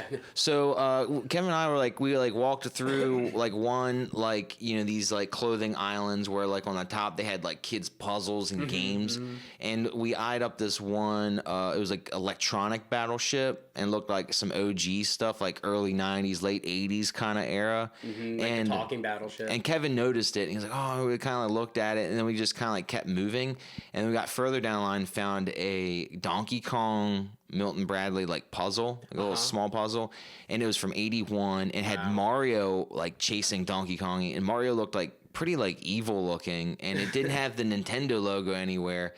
And as we were like looking at it and holding it and talking to it, Kevin's like pointing out, like nodding down, like there was this dude looking right at the same battleship that we were just looking at, and like on his phone and like doing this and like looking up and down checking, and there's like it's like that's kind of like, and we had like an ongoing conversation about like the ethics of that stuff, where it's sort of like, in one hand, it's like no, I guess, shame on what people are doing in that situation, but it was almost Oh, you like, mean like getting it to flip it? yeah, going in there and just, and it's like, man, it's like that's only gotten more. I have no problem with that. Yeah, I don't have a problem with it, but I can like reflect on like, well, that's really changed the way those environments are, because It does, before though. cell phones, like because thrifting's been in my. I remember thrifting as a little kid, and like before I started really collecting junk, it was like I'd go in there for like clothing for school, and then it was like when I started getting into collecting records, I had a spot to go to, and then it would be like when I got into electronics, I'm looking at stereos and stuff, and like there are certain locations that were prime, man. You go in there and you'd be like, man, look at these speakers. Like someone had some money wrapped up in this stereo, and they have it for like $20 or whatever, and you could find deals, and it was exciting, and I wasn't trying to like make money off of that sort of secondhand access, you know. And now it's like you go in there and it's just so much harder to find those thrilling opportunities to get something for a deal that you could incorporate into your lifestyle or collect and, you know, enjoy and appreciate, because it's like people are flipping it and they're making money off of the fact that there are people out there that don't have the access or just don't want to actually go hunt, and you get that immediacy of like, I can get on eBay and look up that puzzle that I had when I was a kid, and someone's selling it for like $15, $4 shipping or whatever, and all of a sudden you're like, oh man, I can get that in my door in a week for $20, and it's like that person's happy, and another person just made maybe $10 on that, you know, and they justify and that's fun to be going out there and hustling and finding it and then flipping it, but it's changed the game going thrifting, because now you're in there like competing with people who are trying to make a living off of it, and you're just like, man, like. But that's the thing, though. It is like a job. Like, yeah, I guess they can make some money off that, but like, I think to actually make significant money on that, you are putting in the time where like that's a job. Yeah, man, you gotta have space to like hoard all your like thrifting treasures. To then, you know, it's like, You're making certain life sacrifices to. Hey, and that's fine. But yeah, it's funny like there's a lot of meat on this thrift store bone, because there's another thought that came into my mind that I literally had last week when I was looking through CDs and records, actually, and I was just thinking about. It was just dawning on me like, yeah, you know, you see a lot of things over and over again. You're like, oh yeah, certain things were just really mass produced, and then now there's a lot of them. Titanic on VHS. Or God forbid it was a Jerry Maguire. Or it was something that was really out there and it's not really that popular. Like a popular band's dud album. Like, well, there's a bunch of copies of this floating around, but like, it sucks. And then, so it's just out there. Nobody wants it, you know? Like, there's things that. Meanwhile, like, you know, there's certain like groups and stuff like sometimes like I'll look at a thing. I'm like, I'm not even gonna look. There's gonna be nothing in there. Like, and I'm sure I've missed some things because like I didn't want to take the time. But like, again, it comes down to effort. It's like, yeah, that'd be cool if. I look at it this way, like if I do find something cool, like I take the effort and I find something cool, and it's like great. If I don't, it's not the end of the world. But yeah, because like there's just certain times like like going into like being into Sparks now, like and like so I haven't been doing it that organic. Well, I've been doing it like what's on this album? Like I've been trying to get all the albums on CD, like, and I think that's like a random thing for like. Because it's more of a practical thing. Like I can listen to them in the car. Plus, I can put it on the computer and like have it in 2 spots. And I know I can stream these things, and I do like listen to the ones I don't have through various forms, whether it be a Spotify or a YouTube. But I just have this goal now because I got a few of them on CD. Like I was like, I kind of want to eventually get them all on CD, and like I feel like that'd be a random Sparks thing. Like in the 2020s, I'm collecting all your albums on CD, but. Problem to that is good luck. I did find some in the record store in Frederick, and then I've just bought some on Amazon. Which record store in Frederick? The Graveyard, Rock and Roll Graveyard. Didn't like the other one that was like on the ground level?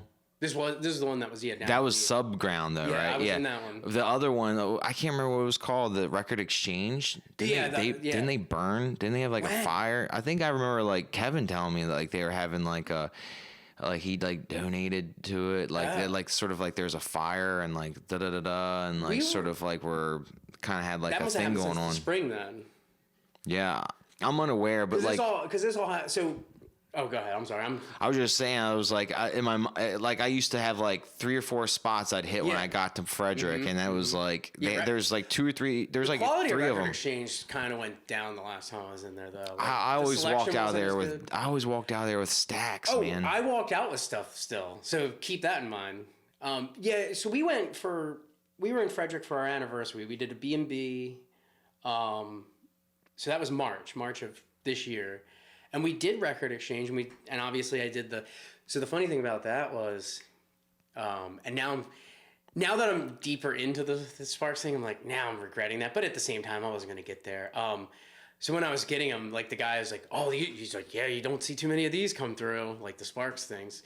So going back to what I was saying, like, yeah, there's just certain bands, same thing with like replacements. Like, good luck finding an original replacements record, because the people that have those are keeping them. Yeah, it's like certain. Or they've been sold for a lot of money already, and then again, that person who bought that is now keeping that. So there's certain groups just like, yeah, I'm not even gonna bother, like, you're good luck there, you know. It's still like a treasure hunt though at that level. If I do find them, great. But anyway, so talking to the guy, so Sparks was actually playing in DC the same night I bought those CDs, and I was kind of like trying to finagle, like, Maggie wouldn't have wanted to go, and then I was like, well, I'm not gonna go by myself or like whatever, but like just like yeah, plus going down to DC was like, I kind of want to see that, and like, yeah, now that I'm into more, like, I kind of want to see them live, because like they're old, like they might not be around. Anyway, different side. You know who else was playing in Frederick that night? Paula Poundstone. Because they had Paula Poundstone posters throughout Frederick, like while we were there, because she was playing that Saturday. Like, I think we stayed the Friday night over, and like I think she was there the Saturday, so I kept making jokes like, let's stick around for Paula Poundstone. When in the 90s watching Comedy Central stand-ups, I remember like seeing hers, and it was like, yeah, she was not in the bad. rotation. Not bad. And then it seemed like she, because like, I didn't enjoy everybody, but yeah, I enjoyed her. and then it seemed like there was like controversy, and then like falling from grace, but then you're just like, I don't know what this stuff's about, and then like her name starts coming up more, and you're just going like, I guess it's overcome that period of time or whatever. But I always just remember that stand-up being like, in a way, it was like almost like funny in a PG way or something. Yeah, like, yeah. She was definitely she was not getting raunchy. Yeah, almost like Dana Carvey. Like, why does God have feet? Isn't that what it's called? Yeah, I don't know if that's. Or does God have feet or something? I don't know if that was the name of the special, but he does. I can always picture him doing his kid's voice. Does God have feet? I think it's like, isn't that the closer of it? Like, it's almost yeah, like, yeah. Chop and broccoli. Like, God does have feet. There's that stand up just like really left an impression on me. Now to think that those kids that were kids that he was referencing are very much adults. Hell yeah, it's kind of a strange thing, because they're probably like Comedy Central played all the time. They're probably like our age, I bet, because he's probably talking about kids that were like single digits in age in the early 90s. So yeah, they're in our generation. Yeah, some millennials. Make a tea, make a tour, make a tea. Yeah, I think it stood out to me too, because like there was, it wasn't regular or often seen, at least from my exposure, comedians talking about their children, where it was like that one was distinctive, where it's like, well, as a youth, it was just like, okay, and that was just a perspective. But then now, like, as I've slipped into that position of being an adult, like, it's kind of like you start to like notice that like wow, there really wasn't a lot of that being spoken about that I remember. Like, oh, Jim Gaffigan. Or you weren't paying as much attention. True, yeah. Yeah, because now I'm trying to think of who. I'm sure there were family, friends. Well, somehow that popped in my brain. Is like, I actually do remember Gallagher doing a lot of like dad stuff, like talking about having like the baby and like being a dad, like at least in one or two of his specials in there. Like, and again, like specials that were on all the time. So like I saw him a lot. Like, and obviously we have a personal Gallagher connection there. Yeah, seeing Gallagher. But I know people in make person. fun of Gallagher. If you were to talk about Gallagher now, like it brings up a certain like. His shtick is like unforgettable. Like the dude was smashing watermelons on stage. He was shtick, but he did have like he would do material like up until like he started smashing the fruit. Like so he did like have like a whole. Because I can still remember like certain simple but like pointing out like just inaccuracies or inconsistencies in the English language, like comb and tomb are spelled the same, but they don't sound the same. Yeah, his material was Things like I learned in shul. Like, so yeah, it is spelled like shul. Like if we're going by the rules, but like, so how many times do the rules not really apply in the English language? if you took out like Loose guidelines. if the smashing stuff was removed, I feel like there was still enough quality material there where like I was entertained. He was hitting like, I mean, very like low rent, like early George Carlin things where you're just pointing out inconsistencies in the language, like. But even that is like, it's like, well, that was relatable to a youthful mind, even to an adult. Why do they spell them the same but not sound the same? I feel like, didn't he like call out like a NASCAR fan or something? I remember like when there's something where he like almost like someone said something and he kind of like he was almost like his crowd work was like a little bit there too, where he could kind of like. I don't know, probably from years of went completely off the deep end, dealing with like hecklers and stuff. That's like another element to like the quality, or at least like you can tell the skill level of a comedian based off of how they're going to be able to handle a heckler or just like a lousy crowd. Yeah, because like any of the top level guys, like so smooth at that, like a Bill Burr can like take care of that no problem, but like. So now it's interesting to go back and think about like the Michael Richards incident. Is like he's just a bad stand-up. Like like the Seinfeld guy. Yeah, like his bread was. I never even buttered. saw that. I never even wasn't even. It's weird that like he went back and did like stand-up. Like I guess I'm not as familiar with his like on stage work, so maybe I'm like speaking out of turn here. But it's like. Well, I'm not like it's not like he was a big name stand-up comedian. Like nobody like. I don't remember any specials or anything either. Like you know. Like obviously Seinfeld is a name in stand-up, but like. Was he doing? Michael Richards was always like just a goofy, like even outside of just being Kramer, he's just like he's showing up in UHF as a side character and shit. Oh yeah. And I guess he came out of that. Was he on Fridays? He was on the one that wasn't SNL. From the 80s? It was Second City? Not that one. I think he came out of that Fridays show, though. That rings a bell. Yeah. Because he's the one that famously throws the cue cards at Andy Kaufman when he was doing the shit on the... Oh, yeah. I was just recently thinking about, like... I listened to it quite a few times, like, through Spotify. Don't do all the tangents. The Stephen Wright stand-up. The album, whatever album, was something like, wasn't it like something like Ponies or something in the title? I don't know. I can think of a lot of like Stephen Wright material, but I couldn't think even of a specific album. Yeah, I couldn't even like when I thought about it, I was like, oh, I listened to that like a couple times. Special. But it's a lot of like, it's pretty short, like a lot of like almost like one-liner kind of stuff. So that might be a part of the reason why I can't even like hear things in my head. Mitch Hedberg, I don't like think of in terms of necessarily specials or I do have like that one Mitch Hedberg like strategic real litigation. Yeah, that one's pretty legendary. But even still, like it's like I just think of one liner. Like you just think of individual like jokes with those guys because like it's kind of what it's meant to be. I was like, I gotta go back and listen to that. And then I started thinking about like I should just like make it a mission to every once in a while like re-study those particular albums and like the art of making a comedy album and like so I think that Stephen Wright one that was like 80s, early 80s maybe. Sure.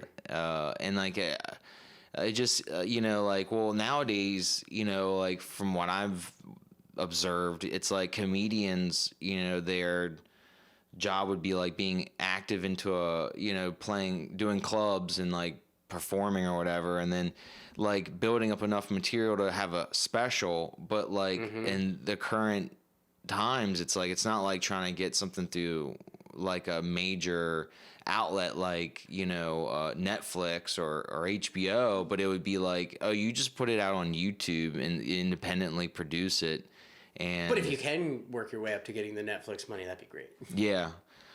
So a lot of the George Carlin ones were basically having a podcast is a big deal. Yeah, and like it seems like comedian. Like the podcasting stuff is almost like it's not the thing, but it's like the vehicle. It's like the vehicle between. Well, it's like I gotta do radio when I'm in town at these clubs. So just part of the package is I guess I gotta have a podcast. Yeah. Yeah, like whether in like you have your own, and then you're also just like guesting on others, and just like this network. Yeah. I love it, man. I just feel like when we were growing up, that wasn't like that. It was No, like radio and then like network television. No, it's just like anything else, like there are positives of like, oh, things are better now, like with these things. And then like you can be like, I missed this about back then. So it's always give and take, right? Like, oh, I missed this aspect, but no, this is much better. Like it's like I think I remember like a clip I saw with some comedians talking about like how getting late night spots, like once upon a time that was like So coveted. Yeah, and like pretty important for getting your stuff out there. Where now it's doesn't have the same traffic if you had, and effect. Like, Johnny Carson or David Letterman on your side. That would have been huge. That was really big, yeah. Because if they liked you and they were bringing you back, and then the guys who were like had the rapport where they could do guest hosts. Like, I didn't even realize that until watching the Carlin documentary. How like he was hosting the Tonight Show a lot. Hosting? Like, yeah, like when Carson would be gone. Like it was like before our time, so that's why I kind of went under our radar. But yeah, he did a lot of like he was the host of the Tonight Show for a lot of. I didn't know that. Yeah, I didn't know it either. Gosh, that would have been like what, like the in the 80s, I think. 80s? I think a lot of it seemed like it was in the 80s, where he's wearing those like certain style of glasses. Yeah. Like that's what I'm picturing when that time period when he was doing that.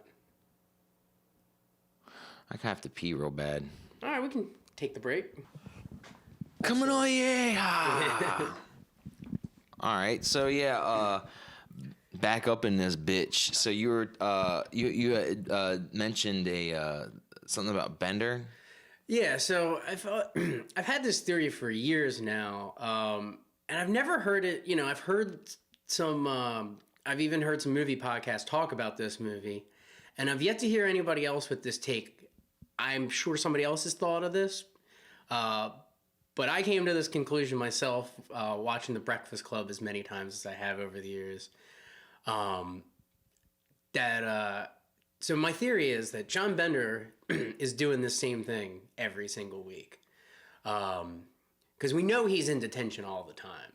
And he's going to be in detention for 2 months straight following the Saturday we've spent. What if an audience person or someone listening to this doesn't know who Bender is or that movie? Is there like a brief synopsis or whatever? Yeah, so I'm talking about John Bender in the 1985 film The Breakfast Club. And in that, just to recap that film then, it is about a Saturday detention in high school. And you got 5 different characters all coming together. And at the beginning, they're not friends. They don't hang out in the same social circles. I guess the wrestler and the prom queen a little bit, but popular kids. Right. For the most part, you have 5 different people, 5 different backgrounds. And as the day goes through, they kind of come together and at least, I don't know if you would call, I don't know if they're going to be forever friends, but they at least come together. They kind of understand each other. A lot goes on. They share a lot. But, so we know he's in there a lot, like even before this. I don't know if he's there every single Saturday, but for the most part, he's probably there most Saturdays, John Bender. So in the movie, I mean, he instigates all of this. Like, they wouldn't have talked and they wouldn't have done anything had he not brought them all together. Yeah, he was an instigator. He was an instigator and a uniter. He kind of unites them against Vernon and everything. Vernon, the principal. The principal. And so I'm just thinking about it, like, he's doing this every week. He has to be. So like, yeah, as the school delinquent, he would probably be in trouble a fair amount of the school year, where he'd be probably serving detention quite frequently. And we know he's got a bunch coming up. He's got 2 months of them coming up straight. Oh yeah, because he gets into some mischief while there and gets sentenced to some more, where Vernon lets him know. Yeah, I got you. Yeah, you're mine.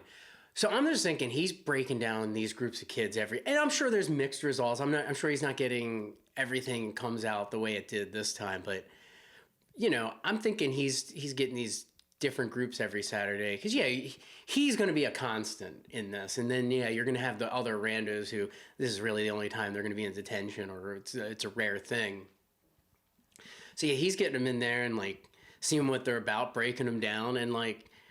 In a way, like I was like, some of his methods were not good. And there's like, I know there's some problematic parts to it, but for the most part, like he kind of like is really good for them. Like I thought he was very like he was probably doing better than some therapists could do. And he's certainly better for them than Vernon and what's going on there at the school. Yeah.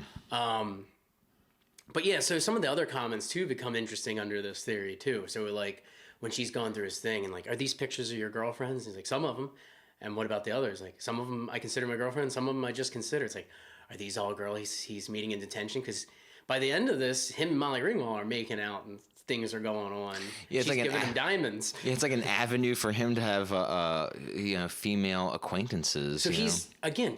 I don't think this is the only Saturday he's done this with a girl in detention. So are these girlfriends girls he's picking up in detention? At least some of them are, right? Mm-hmm. Like, I don't know. It's just interesting to think of him every Saturday in detention, like with a new group. That seems like enough. You could like, I don't know how much meat you could really get there, but it seems like you could create a series, right, of like short, almost like half an hour episodes of like him having detention, and there's a new student in having detention that he is like trying to pick at, and almost kind of be like, it starts off as like a confrontational thing, but then ends up sort of being like a therapist where he's like unveiling their issues, and it's almost like some sort of like, it could be like comedy, drama, youth thing, because it's like high school theme or whatever. Oh, I mean, if you think about it, the movie kind of hits a comedy drama. And if Netflix had existed in the 80s or streaming services of the like, I bet that could have been on the table as a moneymaker segue from that film, where they would be like, hey, man, maybe making a sequel as a movie may not be feasible, but I bet we could probably create a series where the stock churned over each episode, but you'd at least have some staple characters. Yeah, him, the principal, the janitor, probably your characters. Maybe occasionally you'd have somebody like repeat, like, oh, they were in detention 3 weeks later, they're back in detention, just for whatever reason. But yeah, you can easily change out the cast, and then it's pretty easy because each episode, you really only need 5 to 8 people.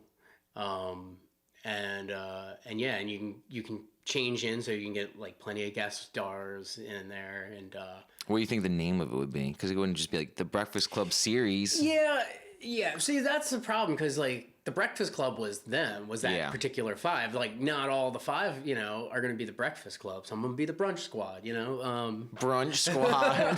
But I don't know. I don't know what. Like. Bender's therapy detention, or I don't know what the title of the Detained 101. Now, actually, see something like that. Either a 1 or 2 word, like quick, easy to remember, easy to take it viral. It'd have to be something like that. Like detained. Detention. Maybe as simple as detention. But I remember I'm hearing like they did think about a sequel, like doing it like 10 years later, or even revisiting every 10 years. And I was like, when like St. Elmo's Fire, some sort of something affiliated, or it just had similar actors and actresses? It has the actors. Wasn't them in like later in their life with like businesses or their careers or something? Characters are the actual same. But yes, you are correct that like Judd Nelson and Emilio and all that. But I would much rather see, just the character of John Bender with just weekly with the kids. So obviously now you would have to probably do, I don't know if I'd want to make that now, because obviously you'd have to get somebody else to play Bender. Not that apparently, from what I'm to understand with the Judd Nelson stuff, that you'd want to have him playing Bender back in the day either. But for a weekly show, you wouldn't want to deal with him probably for that. Anyway. It's also strange to think, though, that movie, in the time that it was made, that cultural, just certain contexts where it's almost like, well, it's not like you'd have to copy the same vibes or whatever, but it's almost like it feels like the culture's like evolved somewhat. That like very what much. high school was like in the mid '80s is different than it is now. I'm already thinking of things that they say to each other, and like at least one thing I can think of that is done physically that's like, ooh, yeah, not getting away with that in this current climate. Not to say that it doesn't happen in schools, but it'd just be interesting to put that into a movie or television and the reaction it would get. Well, it seems like hierarchies are just like slightly. I don't know. I mean, I guess with it being a movie, it was dramatized, but like it just seems like hierarchies are more blurred. Like there still are hierarchies Yeah. in your public school system of like the kids are and there always there's a human rich nature. or popular or poor or nerdy or like they're like they have a certain dress attire or Right. something, but like it just seems like I don't know, like I would perceive like it's almost like not as distinctive as like when the 80s could really chalk it up to, jock and like popular girl and right. like nowadays it seems like there's so much more blending there where I don't know, it's like not as distinctive. Yeah, if you were to make a modern version of, let's just say we were doing this show Detention, this, which is essentially just basing it on the premise of having a Bender type character who's in detention all the time, breaking every week, doing different things to break down the kids, bring them together, or whatever. Like, honestly, we're giving him credit. Like, he's just like, I'm saying like there are positives to what he's doing. Like, he's breaking them down with like almost like a therapist, but like obviously he's not licensed and some of his methods aren't advisable. So I'm also not giving him like the hero treatment because like he's just doing this for his own entertainment and detention. Like the fact that this all happens is like, oh great, but like not every week's gonna go like that either. There's probably gonna be some weeks somebody who's gonna come out of this like, I'm gonna kick that motherfucker's ass next time I see him. There's gonna be some of that. Different things are going to happen between him and some of these different ladies. Like, well, there's also like the whole dynamic of like youth and like devices, right? Like how could that like play into like what that would be like? Or some of the interactions going on in the same room, but they're doing it through the phone. Yeah. Or they're just not even talking to each other. But see, I feel like a guy like that's he's gonna keep doing what he did like in that movie, where he's gonna make enough noise so like, all right, well, you're gonna eventually pay attention to me. You can try to ignore me all you want.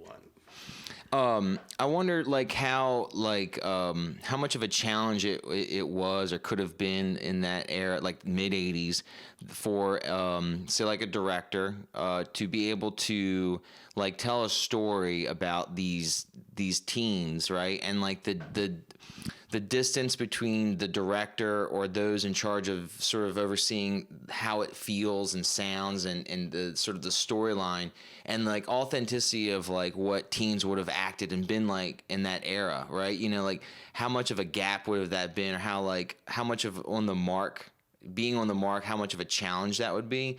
Where I feel like now, again, bringing up like sort of like things like the technologies that like the youth are, apt with, or just good at using, that like if you had someone who's in the chair of directing it, like how important it would be for them to be nailing the accuracy of that life, like it'd be like you can't just like ignore all these things that the teens are actually doing or whatever, or whatever, just because the director's like just like 10 or 15 years older than them and then like not into that, but like having to be, knowing that like, oh, the kids use these apps. So like when this movie, you almost have to incorporate those types of unless they things. purposely set the movie in a time period that benefits what they want. Oh yeah. But yes, if they're going for a modern thing, it would be helpful to. So you think it would be? You think be up on that? You think have some kind of something to like, even if I'm not necessarily adding that element in, like having somebody go back in and like, okay, here's the basic script, but like we got to add some elements of what the kids are doing. It could almost be easier, more exciting or fun to almost make it set in a different time. Then sure, it's like not even full around modern stuff, just like, to like keeping it in the 80s or something. That's what I'm saying. So going back to the show, you could do a version of that where like, no, we make it like back then, like Stranger Things. Right, we're going back and how it got Stranger Things. Was that? Yeah, it's like really appreciated. Than any, I guess there are some modern shows that deal with modern teenage stuff that's pretty popular. Well, what like that there like what the Degrassi in that one of them? Yeah, I think Degrassi, also Canadian. No. What's the one? I haven't watched it at all. But what's the That iCarly. That's new, right? Yeah. Yeah, that's so crazy to think of. Like, yeah, that's come been and gone. Those kids are all adults. All right, tangent here. So when did you? When did you? I don't know. I think. Oh no, I was talking about this yesterday with Kevin, so I don't want to be like redundant. I was going to be like, where did you leave off of? Like, when did like? So as a youth watching cartoons and watching kids stuff on television, there was like a point where you started to like peel away and become like not interested because you're like going into these next chapters like high school, teenage, you're more interested in more adult stuff. You're watching different channels more often than you would be like, oh, like, well, Nickelodeon's like half these cartoons most of these cartoons none of these cartoons I like, and I guess it's like I don't know how interesting it would be to go into it, but kind of like I'd do a quick one. Understanding like do you remember that sort of transition, like what cartoons started to appear and you started to like check out? Yeah, there's a few markers I can kind of relatively pinpoint where so for example, I definitely fall into the category. I heard somebody else of our generation talk about this, but I was nodding because I was like, yep, that I fall into that category where I'm definitely one of those people. I was into Ninja Turtles. I was out by the third movie, though. I didn't even see the third movie till... I don't even think I've ever seen the third movie from beginning to end because it's shitty. So I've only seen parts of it. But I also didn't want to see it. I was already kind of out. But in addition to that, I did not get into the Power Rangers. Some people of our generation... That was like on the fence. Some people did and some people didn't. I was in the didn't. And I was definitely making fun of Power Rangers and Barney, like...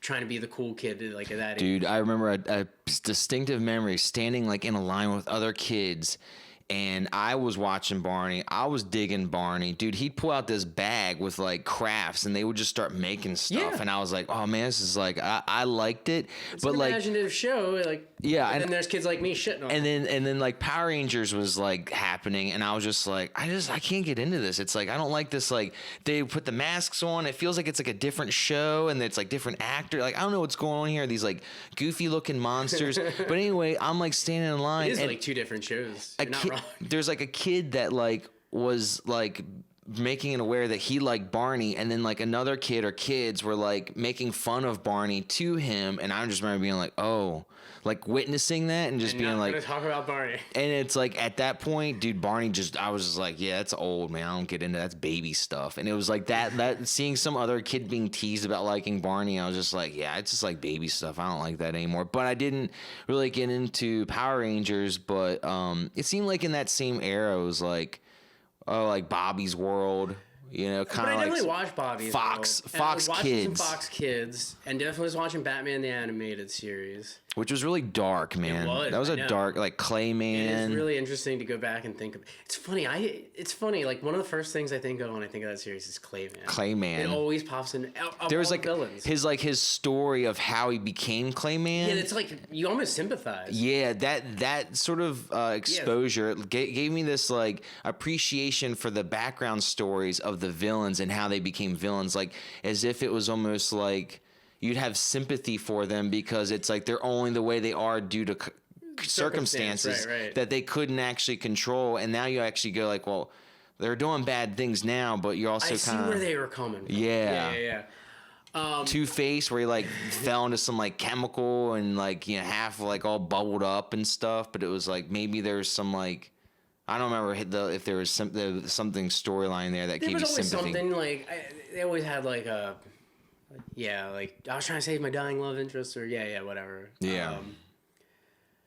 But going back to the show, so yeah, Nickelodeon. See, that stuff was like early '90s. I feel like when I start checking out of like the kids stuff, it was almost like we're getting like '97 and what was happening then. Well, that's where I was headed because I was still into certain things. But I just could use that as a marker where like I knew I was out on the Power Rangers. Like I was not into that.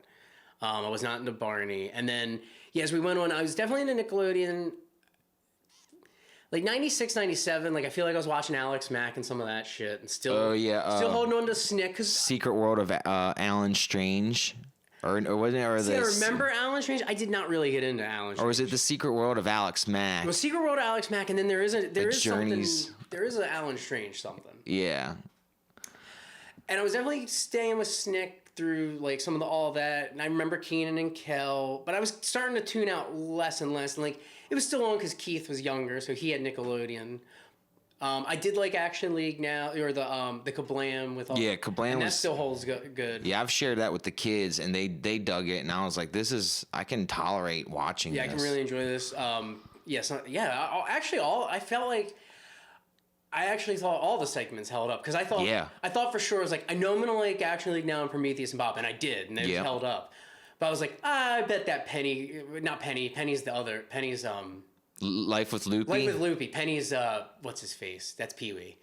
Similar but different. Yeah, Life with Loopy. I was like, this isn't gonna hold up, and I was like, at least the one or two I did watch, I was like, this is actually kind of good. Yeah, like the goldfish going down the toilet and stuff. Yeah. Then there was the one where it's like Sniz and Fondue. That was another one I didn't think was gonna hold up, and it did. I was like, actually, this is entertaining. Yeah. So I was and the in between segments, I was like, no, they did a good. I was like, I like the whole show. Action League now, you're just going like, man, like this stop motion kind of stuff is. It's just so much fun. It's like really creative. And then like some of them are just like really great. Like they just are driving and they just shove them into the thing. Yeah, just get run over by a car and it explodes. And you're just going like, there's no special effects there. That's all real. They obviously had like different copies of the figures, but that was awesome. Could you imagine being like, that was your job, that you worked on the team of people that were producing that content or whatever you want? Man, I think about. And I don't know about your kids. Lucy watches these things on YouTube where it's just them playing with action figures, and like they get tons of views. And I've even thought like I should just make an action figure show. I never thought about that, but actually, yeah, I could see that really like. There's a lot of opportunity there. I mean, yeah, you could do. Well, based off of our youth of being exposed to Action League now, you're just like it's kind of like that in a way. We should almost get like some classic figures that would be more in our vein, and then make like a weird like action drama, but it's a weekly YouTube series, but it's all through these old it's just us doing the action figures and like low budget, just with the camera on them and just going like, what about this? Like just doing the voices, but like.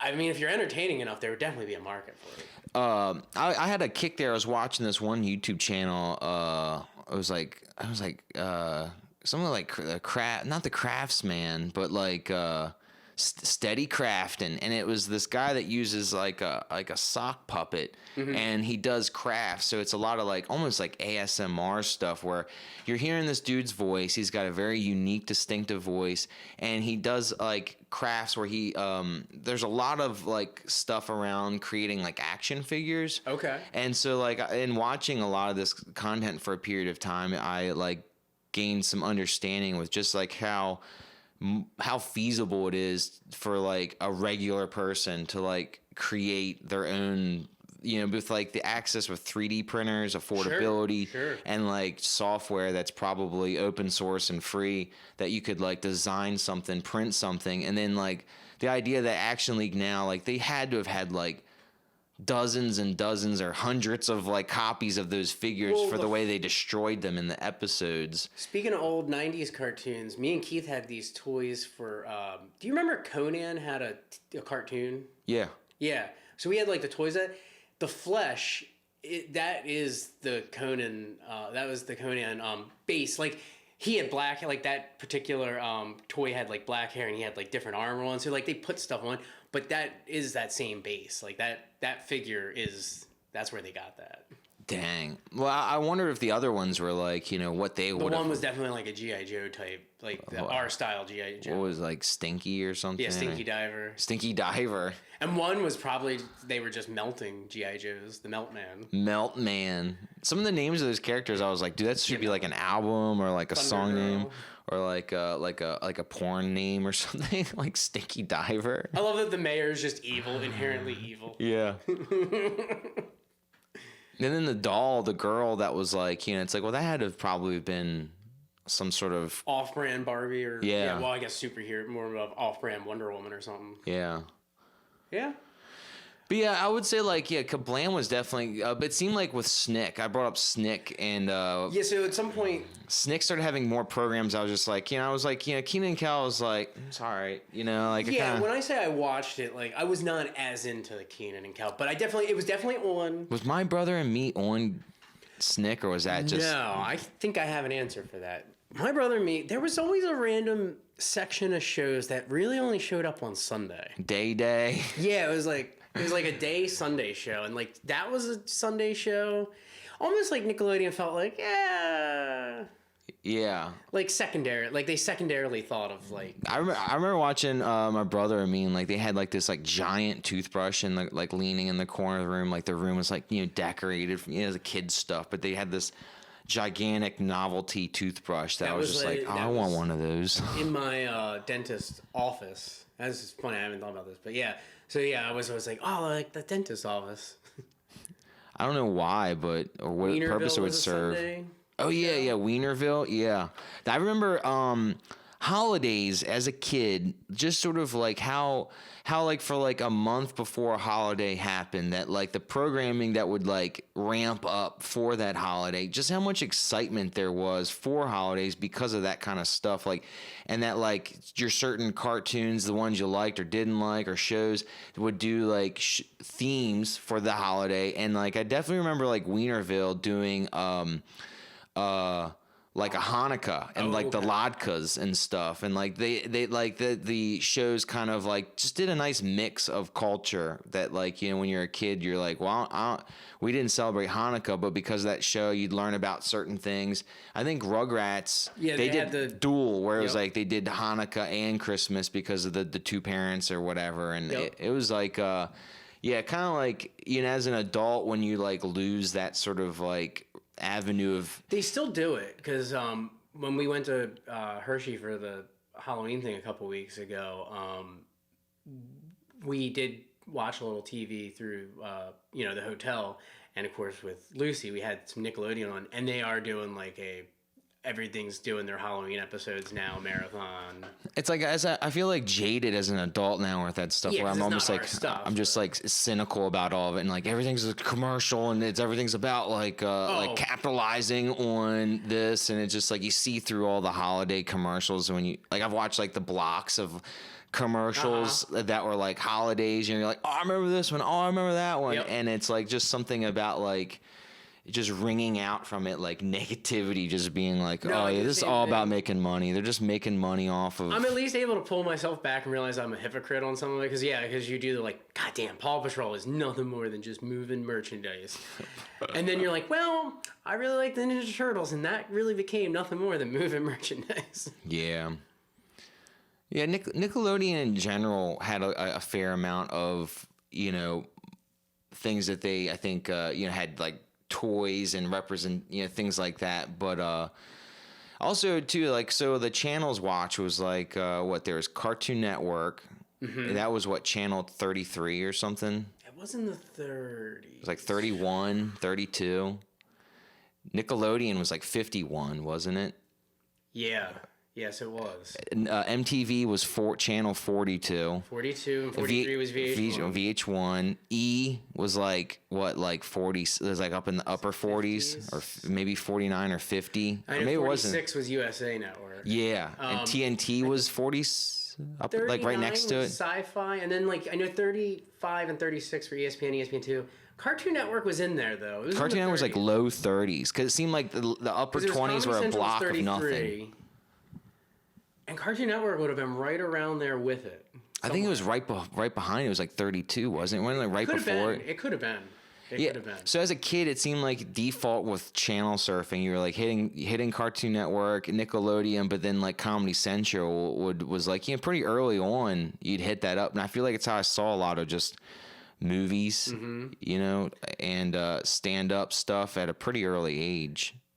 Yeah, and going back to Nickelodeon, just to finish that thought, I definitely was out by the late 90s though, like, because by the time SpongeBob was around, which was 99, I was out. That was what I brought up yesterday. I feel like SpongeBob was like really where I was just like But I have come around on it where like I kind of like I think at one point was like hating on it because it was like, well, that wasn't my generation, and then that got popular, and I still think like, and I still think this is like, I still think like a show like Rocco is funnier, but like I actually do. I've watched enough of it over the years between my sister and Lucy, or I've seen enough SpongeBob. I'm like, nah, this is all right, and like Yeah, they do a good job of capturing the spirit of the old Nickelodeon. It's like I as an adult and we've shared it with the kids, and it wasn't in my time, but like watching it's like, oh, this is good. But I just don't have any emotional connection to it because I missed out on that being Right. there at that age to have that connection where like now as an adult I'm just going like, well, none of this is funny to me. As a matter of fact, I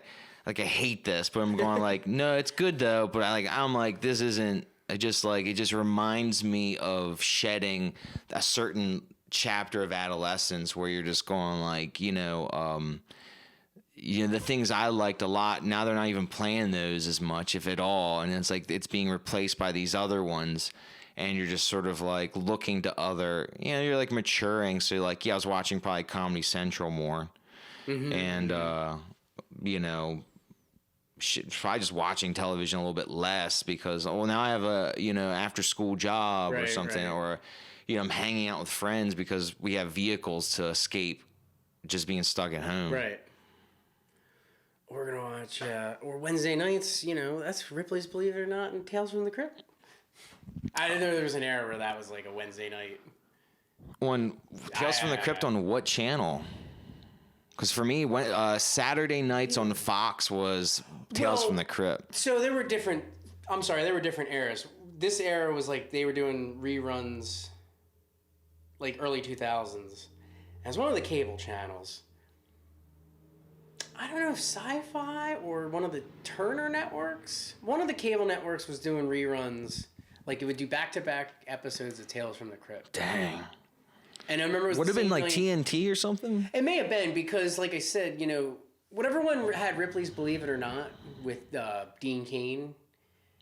What was that? That's vaguely familiar. Was it like just segments of just sort of exposing people, or was it like stories or something? Yeah, it was like like the Lizard Man, the guy who's turned himself into the lizard, or like, and then historically going back and like, there was this guy, like. Dude, Sci-Fi Channel was the shit too. I remember back then. It was like some of the most random stuff I was exposed to through that channel, but then it seemed like it just like evolved into.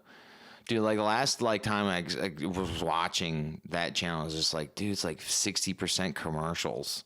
Well, that's a lot of. Yeah, and I was like, oh well, that's kind of like the downfall of just cable or whatever, like the network televisions in general. It was just like, man, like as a kid, I remember watching like Discovery Channel or something, and then it was like Animal Planet, and it's like now if like I'm like in a hotel room and I'm like, oh man, look, I got cable, and I'm like, I want to watch some of these. I want to just chill out and watch TV for just chill. Yeah, you and end up flipping a lot. And you're just like, man, there's a lot of damn commercials, and I'm like, this program was suffering due to the fact of how many times it's getting interrupted, and my attention span just can't stand it. Yeah.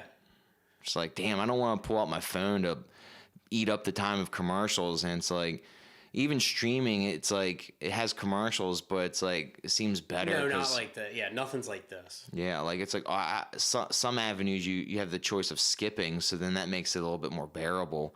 And I know with maybe some television things that I've seen people have where you can like fast forward, like a DVR kind of experience or something, but yeah, I don't know, like the old school way is just going like, yeah, I don't even like want to think about how many hours of my youth and early part of my life was like wasted with just sitting around a television during commercials. And I wasn't using it wasn't like, that was the era before cell phones too. So it was just sort of like, you just watch the commercials, and like you see the same commercial more than once when you're hanging out on a channel or a movie, and it's like, damn. Yeah, I feel like the repeating of commercials has gotten worse over the years. There should be a class action lawsuit for me to get for people to get like some time back. Yeah, get some time back there. Like it's like I need to be getting some checks here for like sitting through all these commercials that like You know, I have like embedded into my brain like jingles for products I never needed and will never buy. Geico, you waste a lot of my time. Pharmaceutical companies have wasted a lot of my time.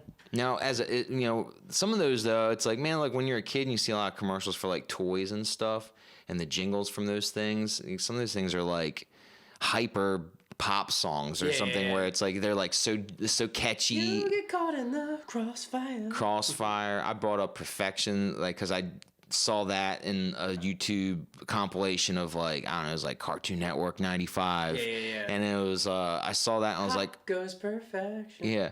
It was just like, I can't even hum it, but I was just like, I was like, dance like so catchy. I was like, I enjoyed hearing that. What is I just did the Pop Goes Perfection. Was the rest of it just the Mulberry Bush melody?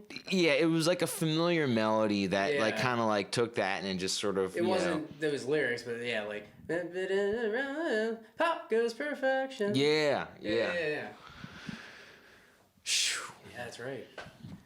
Let's see where we're at time-wise. And now they have Connect Four Spinner because I see that commercial a lot on some of the kids' stuff we watch.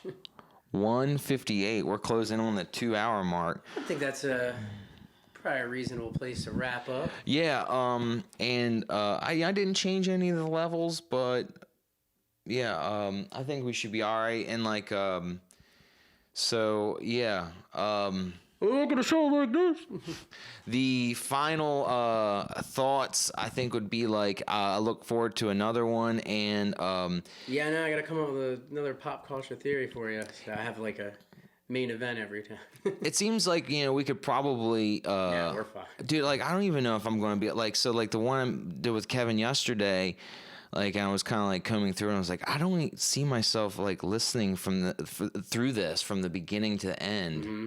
Like a part of me's just like, I lived it, and I'm like, I don't want to like listen to myself talk. Like it seems like everything's all right. There's nothing I wanted to edit out. Like I said something illicit or whatever, but it's kind of strange signing off on it, but not actually, like it's like I don't remember. Yeah, reviewing it, and but it almost feels like if I put that load onto my back, I'm like I may not want. I don't know, it could like delay. It's almost like I'm like throwing the momentum. Yeah, like it's almost like I'm just gonna like it's like it's good to go, and just like roll the dice and just keep moving forward and just being like I feel like reviewing these to some degree might definitely would be to my benefit for like say like how I my body language. Yeah. One of the things I saw too with myself with last night's take. Yeah, I'm sure I moved hands a few times and like a few things. Like speed of dialogue. Like sometimes I feel like my excitement, my words might slur together. Mm-hmm. So like learning. I definitely do shit like that. Like learning pacing and stuff like that, but yeah. Other than that, like it's sort of I probably will get a little. Check in on a couple points through this, episode, and make sure everything seems to be going well. But like, learning from like our dynamic in this experience, it seems like I think between now and whenever the next one would occur, I'm kind of hoping to develop an intuition with like ideas for topics that would match this. You will, and then you'll get a flow, an idea and a flow kind of. Like movies, like movie stuff, and like, watching any kind of new movie or like revisiting stuff in my collection and, having ideas that are just titles, that would be applicable to drop in these dialogues and just freestyle what could come of that. Yeah. But yeah, that's sort of what I'm kind of like looking forward to. But well, thank you, Kevin, for hanging out and us talking, and it's been real. And thank you for watching. If you've gotten this far, I'm super surprised that you'd be able to hang out that long. But here comes the most important thing you're ever gonna hear. Thank you.